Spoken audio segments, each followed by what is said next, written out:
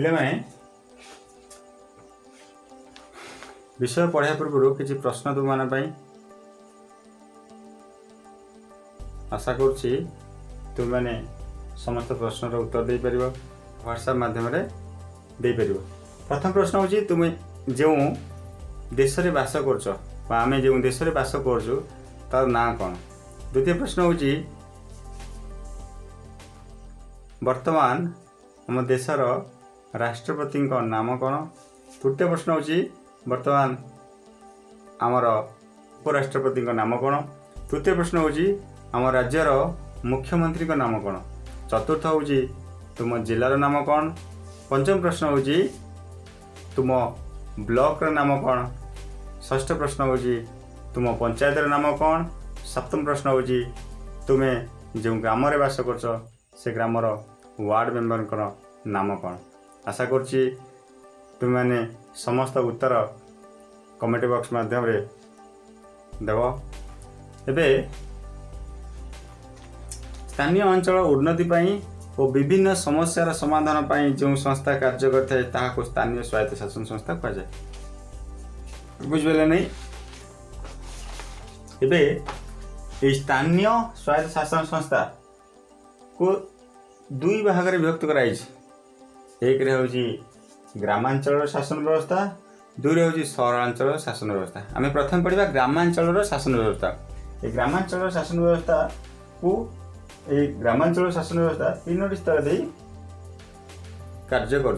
प्रथम हूँ ग्राम पंचायत, सब तल स्तर हूँ ग्राम पंचायत, तापर पंचायत समिति, जिला परिषद एवं केते गुड़िए छोट ग्राम किंबा गोटे बड़ ग्राम को नहीं ग्राम पंचायत गठित। ग्राम पंचायत लोक संख्या 2000 रु 10,000 हेबा आवश्यक। तीन हूँ प्रत्येक वार्ड और प्रतिनिधि मान को 18 वर्ष ऊर्ध्व लोक माने भोट दे निज निजर प्रतिनिधि बाछंती। वार्ड मुख्य को वार्ड मेंबर कहती। ग्राम पंचायत 18 वर्ष ऊर्ध्व लोक माने भोट दे निज निजर सरपंच को निर्वाचित करती। ग्राम पंचायत 5 वर्ष पर कार्य करें। ग्राम पंचायत सदस्य माने हेले यथा सरपंच, नायब सरपंच, वार्ड मेंबर और संपादक आदि। ग्राम पंचायत बैठक प्रति मासरे थरे बसता है और आवश्यक पड़े अधिक थर बसता है। ग्राम पंचायत किपरि कार्य करे। ग्राम पंचायत किपरि कार्य करे। ग्राम पंचायत कि उन्नयन कार्य करिवो ता प्रथमे पंचायत बैठक रे स्थिर करा जाए।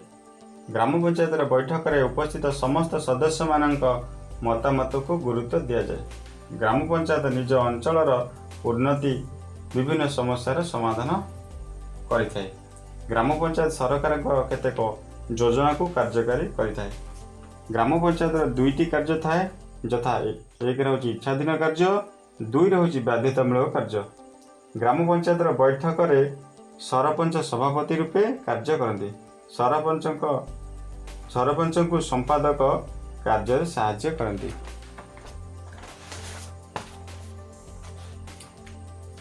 एक रे इच्छाधीन कार्य ग्राम पंचायत कार्य अच्छी जो किपरि कार्य करे। ग्राम पंचायत कार्य को दुई भाग में विभक्त करे जोड़ा एक रे इच्छाधीन कार्य, दुई रे बाध्यतामूलक कार्य।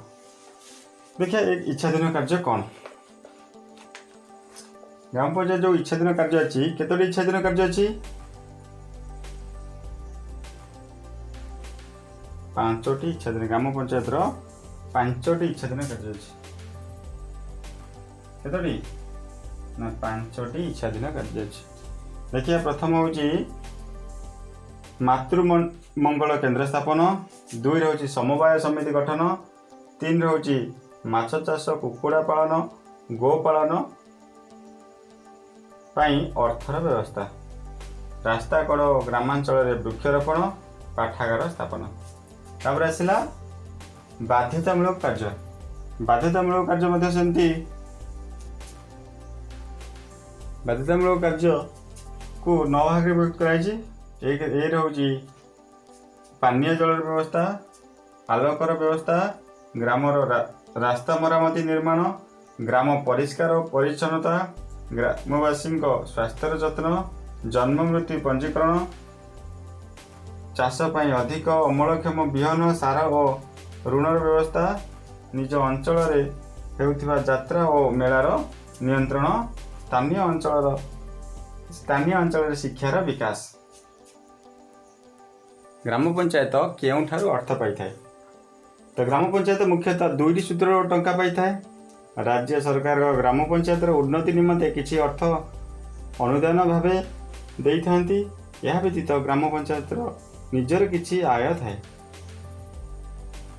शगड़ साइकेल ऑटो रिक्शा आदि चलाचल ग्राम पंचायत अर्थ आदाय करे। यह व्यतीत ग्राम पंचायत थिबा पोखरी नीलाम हाट बजार कांजिया हुदा नदी घाट कर आदाय करी अर्थ उपार्जन करिथाय। एबे ग्राम पंचायत पर आसला हमर पंचायत समिति। कौन आसला ना पंचायत समिति। ए पंचायत समिति देखिया पंचायत समितिर मुख्य को चेयरमैन कह जाए, मुख्य को सरपंच कह जाए, सेमती पंचायत समितिर मुख्य को चेयरमैन कह जाए। प्रति पंचायत समिति सदस्य लोक मान द्वारा सीधा सड़क निर्वाचित होती। गोटे ब्लॉक रे केते गुडी ग्राम पंचायत को नहीं पंचायत समिति गढ़ा होता है। पंचायत समिति सदस्य माने यथा चेयरमैन बा सभापति, वाइस चेयरमैन बा उपसभापति, बीडीओ, सरपंच और नायब सरपंच इत्यादि एमान व्यतीत स्थानीय विधानसभा, राज्यसभा, लोकसभा और विधान परिषद सदस्य मानक नहीं गठित।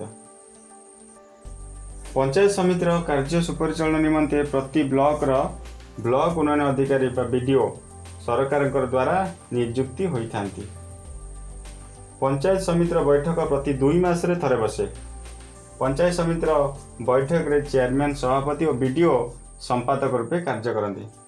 चेयरमैन को अनुपस्थित रे वाइस चेयरमैन सभापति रूपे कार्य करथांती। जिला परिषद कौन आसला ना जिला परिषद देखा। प्रति जिला को केते गुड़िए जिला परिषद अंचल विभक्त कराई। प्रति अंचल को जड़े लेखाए जिला परिषद सदस्य निर्वाचित होइथांती। प्रति अंचल निर्वाचित होइथिबा जिला परिषद अंचल सदस्य माने सेमानंक मध्यरु जनक जिला परिषद अध्यक्ष और अन्य जनक उपाध्यक्ष रूपे निर्वाचित करथांती। जिला परिषद निर्वाचन प्रति 5 वर्ष थरे होता है। जिला परिषद जिलार मंगल निमंते योजना प्रस्तुत करती। जिला परिषद ग्राम पंचायत और पंचायत समिति को आर्थिक सहाय्य करिथाय। जिला परिषद सरकार ठारू आर्थिक अनुदान पाइथाय। जिला परिषद किपरि गठन होइथाय?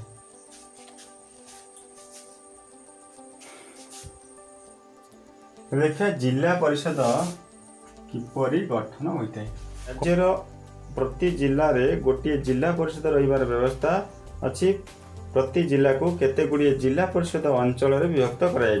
प्रति अंचल रो जणे लेखाए सभ्य निर्वाचित होती। सेही सब सदस्य माने सेमानकु जिला परिषद अध्यक्ष उपाध्यक्ष बाछंती। मंत्री स्तर ना पौर संस्था को 3 भाग में कराई। गोटा होची विज्ञापित अंचल परिषद, आ गोटे होची नगरपालिका, और महानगर निगम।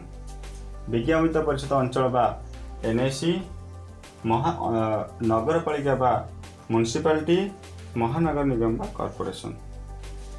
देखा विज्ञापित अंचल परिषद प्रथम आड़े पढ़ा। विज्ञापित अंचल परिषद कौन पढ़ा ना विज्ञापित अंचल परिषद 10,000 अधिक लोक 1 लाख कम लोक बास करता सहर विज्ञापित अंचल परिषद गठन होता। नगरपालिका बा म्युनिसिपालिटी 1 लाख अधिक 10 लाख कम 1 लाख अधिक 10 लाख कम लोक बास करता सहर नगरपालिका बा म्युनिसिपालिटी गठित। तापर आसला महानगर निगम बा कॉर्पोरेशन 10 लाख ऊर्ध्व लोक बास करता सहर महानगर निगम गठन होता है। विज्ञापित अंचल परिषद एनएसी किपरि गठन होता है? प्रथम एगुड़िक केते गुड़िए वार्ड विभक्त कर जाए। तापरे 18 वर्ष अधिक लोक भोट दे निज वार्डर प्रतिनिधि मानक बाछंती। तापरे सी रे विज्ञापित अंचल बा एनएसी रो प्रतिनिधि मानक काउंसिलर कहा जाए। निर्वाचित काउंसिलर माने सेमानक मध्य जन को नगरपाल बा चेयरमैन अन्य जन को उपनगरपाल बा वाइस चेयरमैन भावे बाछंती। महानगर निगम बा कॉर्पोरेशन किपरि गठन। महानगर निगम कॉर्पोरेशन किपरि गठन। महानगर निगम रो वार्ड प्रतिनिधि मानक कॉर्पोरेटर कहा जाए। निर्वाचित कॉर्पोरेटर माने सेमानक मध्य जन को मेयर अन्य जन को डेपुटी मेयर भाव बाछंती। मेयर महानगर निगम मुख्य अटंती। महानगर निगम शासन व्यवस्था बुझुथिबा सरकारी मुख्य को महानगर निगम कमिशनर कहा जाए।